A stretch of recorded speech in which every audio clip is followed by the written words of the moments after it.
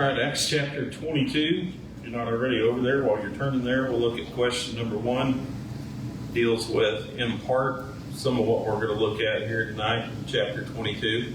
The question on your handout, though, is what rights does your citizenship give you that people of other countries don't have?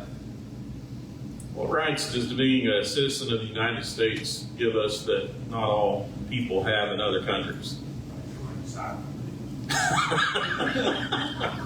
Law enforcement guy. Okay, right to remain silent. I didn't write that one down, but it is true, isn't it? What else? Yeah, the right to worship as we wish. Yeah, does every country have that freedom? Well, that's one of the privileges of being a citizen of the United States, right? What else? Own real estate. Own real estate. Okay, own property, personal property. Yeah, we won't go too deep on that, but yeah, that's one of the perks that we have. You know, some countries, not everybody has the right to do that. Anything else you can think of? Yeah, freedom of speech is a big one, isn't it? We have the freedom as a citizen of the United States to express ourselves.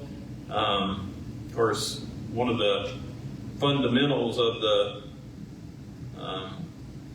the American freedoms is the right to pursue life, liberty, and happiness, right? Does everybody have that in other countries? No? Unfortunately, they don't. Being a United States citizen, you have a right to a fair trial by jury. And you might argue whether it's fair or not, but that's one of the freedoms or the privileges that we have in being here. What about public officials? Can we vote for them? Does every country enjoy that freedom, or people in other countries enjoy that freedom? No, this is the privilege of living here in this country. You can run for elected office, right? That's one of the privileges of being a citizen of the United States. Yeah, we got a guy doing that, don't we? So, you know, I know that I don't always sit down and really think about and appreciate all these privileges that we have just by being a citizen of this country that people who live in other countries don't have. Of course, if you read Acts chapter 22, the reason I bring that up is because what kind of citizen was Paul? Or what country was Paul a citizen of? Rome. He was a Roman citizen, right? Did that give him some certain rights and privileges that not all people had in his day and age? Certainly did. And there's at least 2 times that I can think of in the Bible where he called upon that privilege, used that privilege as a Christian in order to help accomplish some things, of course, according to the will of God. So we'll talk a little bit about that tonight, how that comes into play. If you remember, though, just kind of refresh here in Acts chapter 21 what's going on. Paul's come back to Jerusalem. He brought the Gentile church contribution for the poor saints here at Jerusalem. So he went to the elders at Jerusalem. He met with them. He delivered that contribution into their hands. And while he was there, they expressed some concerns that they had. They said, you know, we got all these Jews here who are zealous for the law of Moses, and we want to. They've heard some things about you that aren't true. They've heard some people have been saying that, you know, you told them they can't be circumcised, that they couldn't keep any tradition or customs, Jewish tradition or customs, according to the law of Moses. And so the elders there said, we want you to try to, you know, help put to rest this idea and go along with these guys who made a vow and basically pay the price for their vow. So Paul does that, goes to the temple with them. While he's in the temple, there are some Jews from Asia that see him there, and what do they think? What gets Paul arrested here? He brought Gentiles. Yeah, they'd seen Paul walking around with one of these Gentiles, I think it was Trophimus from Ephesus.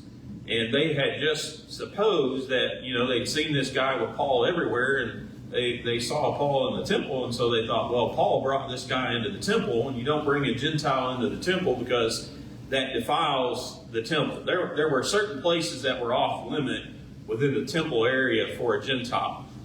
So that they went around and stirred the people up. That made, again, the city of Jerusalem going to be mainly comprised of the Jewish nation.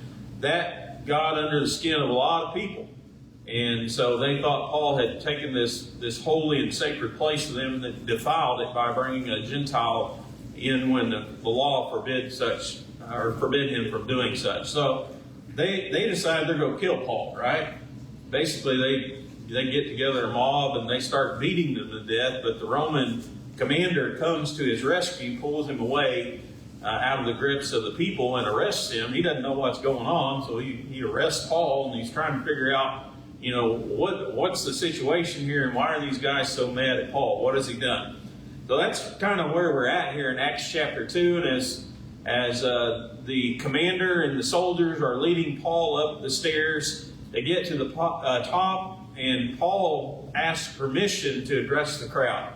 And the Roman commander, we read back in chapter 21, he didn't know what was going on, so he thought, well, maybe I'll learn something here if I let him, talk to the crowd and kind of figure out, why they're so mad and what's going on here. So that's where we're at here in Acts chapter 22. We're reading about Paul's addressing this riot or this mob that has tried to beat him to death. So question number 2 on your handout is, how does Paul address his audience there beginning in verse 1? What does he call them? Brethren and fathers, right? Paul was a Jew too, wasn't he? Some of these people obviously were older than Paul. They were people who were probably, what would have been considered staples in the Jewish faith. Fixtures, so to speak, people who had been involved in it and kind of heads of it for a tremendous amount of time. Now, I don't know about you guys, but I'd probably have a little bit of trouble being polite with somebody who just tried to beat me to death, wouldn't you? I don't know if I'd address them as brethren and fathers, But that's Paul. Why did he do that?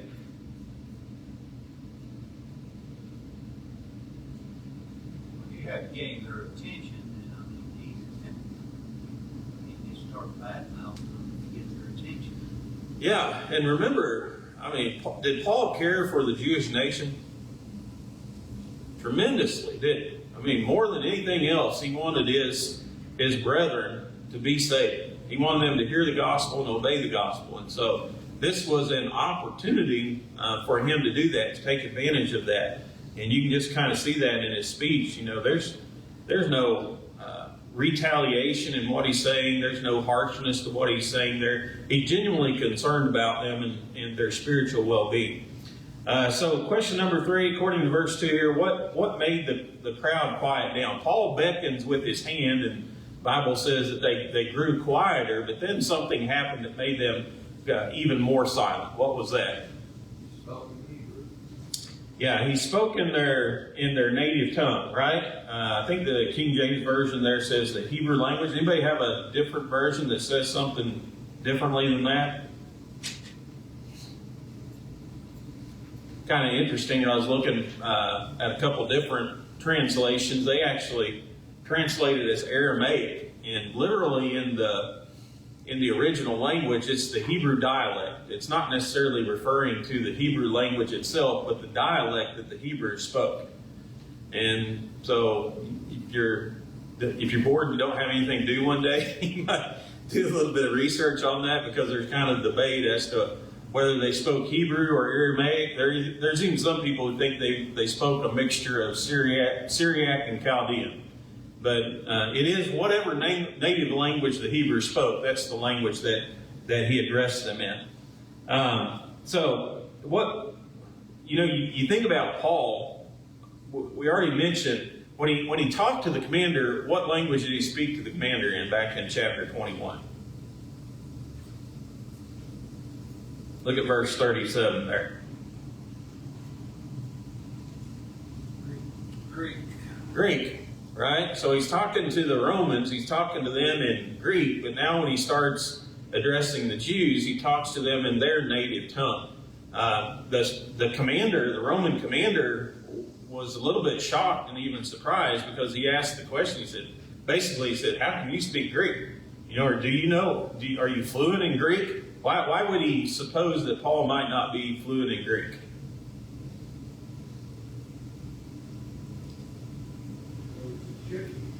Well, yeah. First of all, he thought he was one of those rebels that led a rebellion, or he was a guy out of Egypt that led a rebellion against Rome, right? So he thought, well, maybe he spoke Egyptian. The second thing would be he was a Jew. How many Jews do you think spoke Greek? They didn't want anything to do with Gentiles, did they? That's kind of why they kind of preserved their native tongue. And so Paul is up here and he's speaking to them in their native tongue. Why is that important? Why do you think that would be important to them? Showing respect. I think showing respect. Okay. Yeah, it would certainly be, is anybody here fluent in another language? I mean, I've studied other languages, but as far as being fluent in them, I'm not. I would imagine, I can't speak from experience, but I would imagine it's always going to be easier to understand something in your native language, don't you? I mean, even if you can speak another language, you kind of have to translate it from your native language into that language to think of it, or back into your native language to understand it.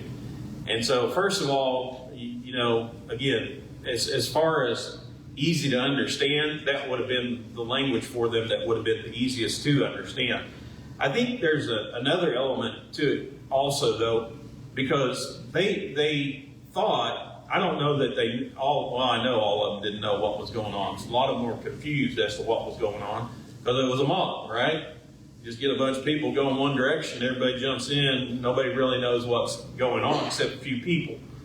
But you think about it, they suppose that Paul was in cahoots with the Gentiles, right? So you hear guys stand up and start speaking in your native tongue, maybe you start to think, well, maybe this isn't the guy who we think it is, Maybe he's not arm in arm with the Gentile. Maybe he's a true Jew, because that's what true Jews did. They spoke this dialect, this Hebrew dialect or language. So I think there's some appeal. Again, it had to be when they heard him speaking in that language. The Bible says they grew even more silent. So it drew their attention and it drew their interest, didn't it? Certainly. Question number 4. So Paul basically goes through and recounts his conversion, and he's trying to put an idea into the minds of the Jews why he's associating with these Gentiles. What led him up to this point that he's doing something that they considered, no true Jew would ever do. But what was it? He talks about there in question number 4. What was he like before his conversion? Persecutor. Okay, a persecutor. A Jew of Jews. I mean, he was these guys he's talking to, right? All these people are, proud of their Jewish heritage. They're well versed in the law. They're zealous for the law of Moses, aren't they? All those things that Paul used to be is what they are at this time. Now, there's one thing that's worth noting here. We're looking at a time period where, from the time of Paul's conversion, I mean, we're probably talking about 25 years later. This is pretty far down the road. So, did Paul hang around Jerusalem in that area? No, he was out here ministering to the Gentiles, wasn't he? So think about it from this standpoint. 25 years ago, who were the prominent figures in this community? Now, some of you probably know, but there would probably be a lot of us in here who say, I don't have any idea who that is, They showed up on the spot, we wouldn't recognize them. And so I think what Paul is doing here, number one, is he's identifying himself to them. This is who I am. This is my background. This is a little bit about me or my history. I was a Jew. I was born in Tarsus, but I was raised in Jerusalem. And what else does he talk about there that was important?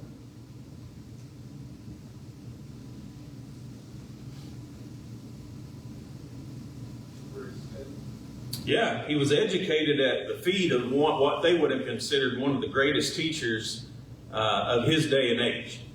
He was educated under the feet of Gamaliel. So he's not this guy that doesn't know anything about Jewish heritage or law. In fact, he even talks about the idea there, he was zealous for the law.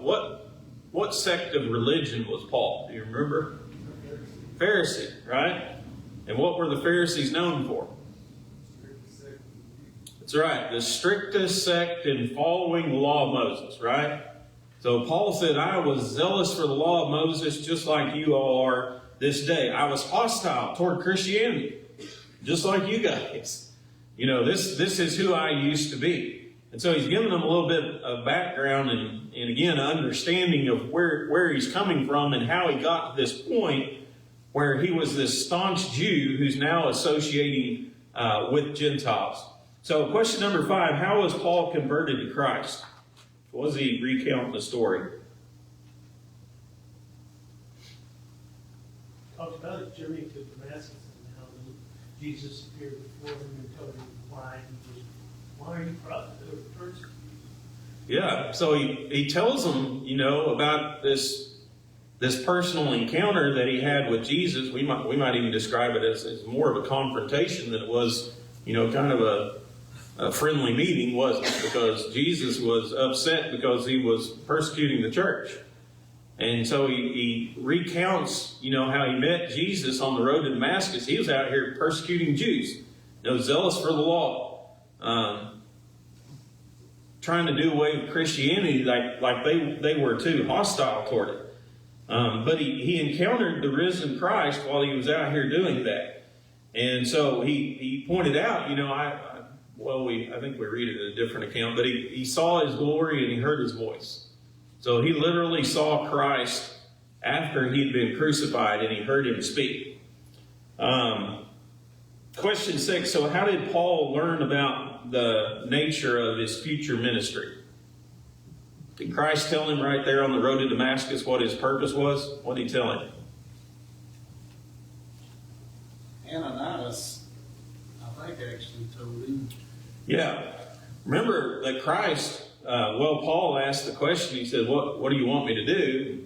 And Christ told him, you go into the city, you go into Damascus, and there it's going to be revealed to you what I want you to do.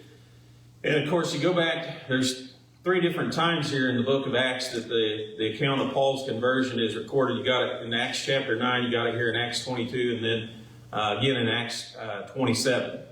But in Acts chapter 9, I think at about verse 10 there through 16, somewhere in that area, you'll find that Ananias actually received a vision from Christ too, didn't he? And Christ was the one who told him, you go to this house and you inquire there and you're going to find a man by the name of Saul, and you tell him what he needs to do to be saved, and you also tell him that I'm going to make him a minister to the Gentiles.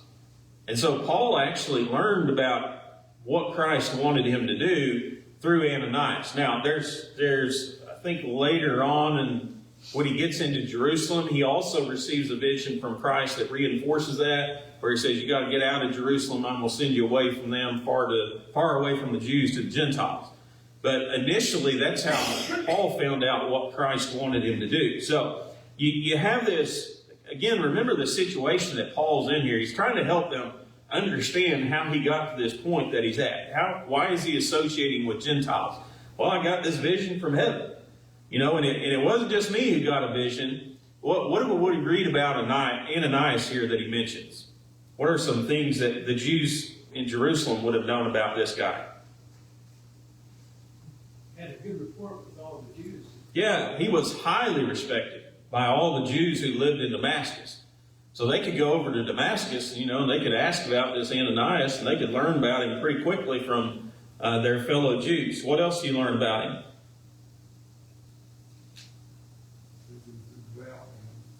Yeah, he was a devout observer of the law of Moses, wasn't he? Just like Paul was. So Paul's saying, listen, you don't just have to take my word for it. You can go over to Damascus and you can talk to this guy Ananias. He was just like me. And he got this vision from Christ and he told him to come to me and he told me to go and to minister to the Gentiles. And so that's where I'm at. And at this point, that's kind of how I got there. So question number 7, he talks about, of course, his time in Jerusalem there a little bit later, about the middle of the chapter. He returns in verse 17 to Jerusalem. And why does he end up leaving Jerusalem after his conversion?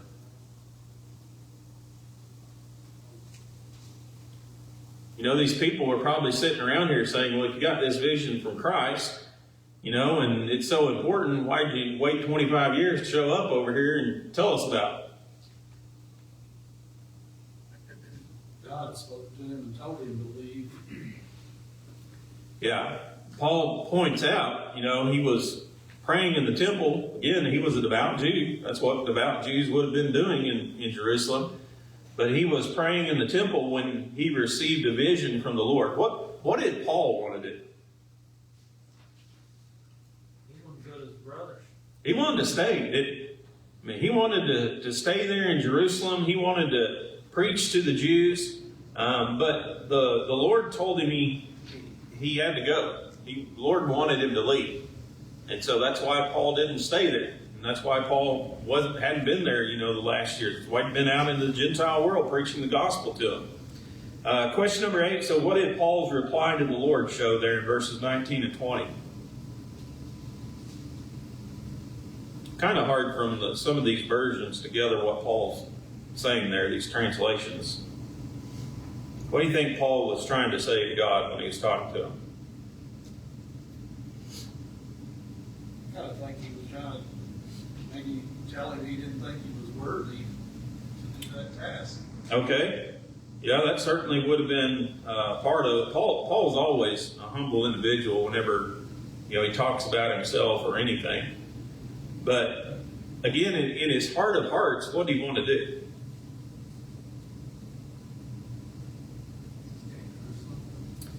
Yeah, and I think what he's saying there, if I'm gathering it right, I think he's kind of been a little bit argumentative with the Lord.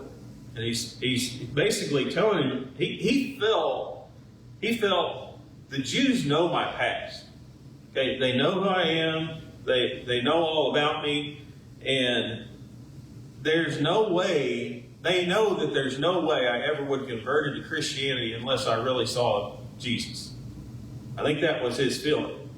And so I think Paul was saying there, you know, they know my history. If I go to them, they'll listen to me.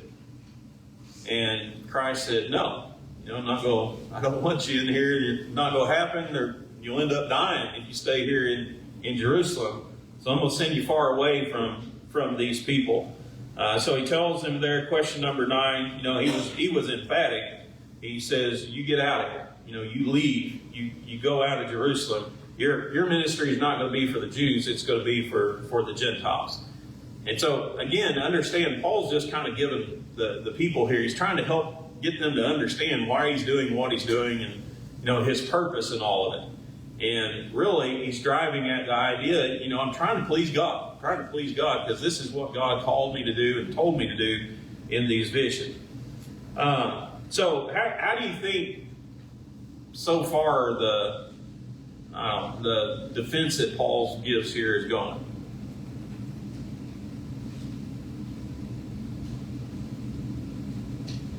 It sounds good. At least they're listening. They're attentive, aren't they? They're listening to what he has to say. But then something happens in verse 22, right? Something happens that angers the crowd. What happens that angers them? Like I said, he was sent Yeah. They listen to this his conversion account. You know, they listen to him about seeing these visions and about, you know, wanting to preach to the Jews. But when he got to go into the Gentiles, they just blew up, didn't they? So basically, the Bible says they shut off their ears when they heard the word Gentiles. When Paul said the Lord told me to go to the Gentiles, that was the end of it. They were done listening. How did the mob express their anger toward him? Question 11. Yeah, their language, it seems, how's it translate exactly? I don't remember. Verse 22, away with such a fellow from the earth, for he is not fit to live. Or that's reading from the New King James Version there. What are some of the other versions say? They got anything that says anything differently than that? Rid the earth of him, he's not fit to live. Yeah, that's the idea. Get him off the earth. It's not just take him away. It's kill him. Wipe him out. Take him from off the face of the earth. And so they were calling, for his life. What else did they do? They cried out and cast off their clothes and threw dust in the air. Yeah. So something a little bit interesting here. You ever think about the taking off of their clothes there? Why would they do that? Like you can throw rocks. Yeah. That's what they did before they stoned somebody. Remember at Stephen's stoning, what was Paul doing at Stephen's stoning?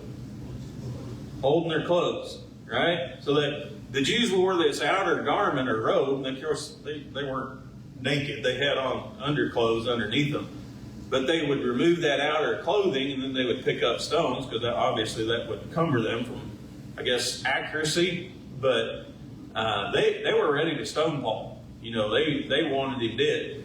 And throwing of dust in the air, that's just one of those, you read back through the Bible, it's a way that people express their anger. I think the story of David and, was that guy Shimei, I think, the guy that cursed David. Well, he follows him around and he curses him, but one of the things that he does, he throws rocks at him, he throws dust up in the air. Just kind of the way they express their anger, let people know that they were frustrated or angry at them. So when they heard the Gentiles, they were right back on the warpath. They were ready to kill Paul, put him to death. Question 12. So why did the commander order that Paul be taken away and beaten? Figure out what was going on. Yeah. I mean, imagine if you're this commander, and you're seeing all this unfold, and you're trying to gather some information and some input, and all of a sudden these guys just erupt in anger. They're intently listening and paying attention, and then they just blow up, and they're ready to kill him again. And so the commander he could not understand what Paul had done to make these Jews so furious with him that they wanted to kill him. And so the Roman way was, if you want to get to the bottom of it, how you do it? Yeah, torture them. Torture them and figure out the truth until they tell you the truth. So he says, we'll just tie them up and we'll just beat the truth out of it. We'll get to the bottom of it. We'll figure out what's going on one way or the other. Question 13. So what fact did Paul call to the centurion's attention? Oh, hey, Paul asked him the question, is it lawful to beat an uncondemned Roman citizen? So, Paul used his Roman citizenship card on more than one occasion. There's another story, I think it's in Philippi, in Acts chapter 16, where basically he'd been beaten there without a trial. And understand this, it wasn't unlawful to beat a Roman citizen. It was unlawful to beat a Roman citizen who hadn't had a trial and who hadn't been condemned. So Paul was in that point where, what are you going to beat him for? Has he been proven guilty? Have you put him on trial? And as long as you were a Roman citizen, you had that freedom to not be beaten until you had been tried and you had been condemned. And so Paul brings that to their attention. And they had to have a conviction beforehand before they could lawfully carry out this beating. So Paul basically did this guy a favor, didn't he? What would have happened had he beat him? Same thing probably happened. Yeah, well, worse. You would have been put to death. And so Paul could have kept silent and let the dude beat him and then brought it up after the fact, and that would have been the end of it. But he actually kept him from getting in trouble, didn't he? By mentioning this idea. So this guy had to be a little bit appreciative of what Paul was bringing to his attention, because again, it was, as far as his life and his well-being was concerned, he was doing him a favor. So what question does the commander, number 14 here, ask Paul? If he was a Roman citizen. Yeah, if he was, and how, right? Yeah. So why do you think he asked him, how are you a Roman citizen? Yeah, the commander was a Roman citizen too, but the way that he obtained his was, and there's kind of do a little bit of study on this too, if again you don't have anything to do one day and you want to do a little bit of research, but there's a little bit of a debate as to whether you could actually purchase it or you had to bribe an official to make you a Roman citizen. And so I think there's a lot of evidence that kind of indicates you had to pay a political figure enough money and then they would make you an official Roman citizen. Though I don't think there was necessarily a price, but how much did it cost this guy? Yeah, he said it took a great sum for me to obtain this privilege of being a Roman citizen. So, there's a couple things that are probably perplexing to this Roman commander. The first would be the fact that Paul's a Jew. How many Jews do you think were Roman citizens? Did the Jews like Rome? Did they want to be a part of the Roman Empire? No. They didn't want anything to do with Rome, did they? So they would have been as far removed probably as they could from any association with, as far as them being a citizen of that country. They honored and respected and cherished their heritage. So the fact that he was a Jew probably was kind of weird to this guy. And he was a troublemaker. Do you think that Rome granted citizenship to a lot of people who went around and stirred up trouble everywhere that they went? That wasn't like the primary or model Roman citizen. So there was a question of how did you come into this position, and what was Paul's reply? He was born one. He one-upped him, didn't he? He said, well, I had to pay a great sum of money. Paul said, well, I was born a Roman citizen.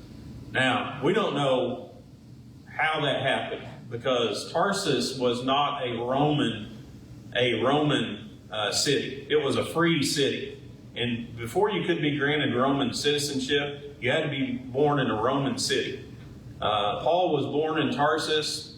Some people think it had to do something with his father and some heroic act maybe he did for the emperor or something like that. We just don't know the background of it. But he was born a Roman citizen. We do know that. You think that was an accident or the providence of God? Paul used it a couple times to accomplish the Lord's will, didn't he? I don't think it was any accident. So, last question here, question 17. Why did the commander become alarmed or afraid there in verse 29?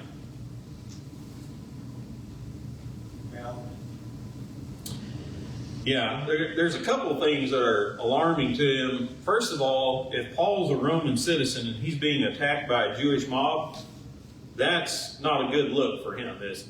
That's not a good look for that area and the people who are in charge of it. So he was going to have some explaining to do to his superiors as to how a Roman citizen could be attacked by a Jewish mob.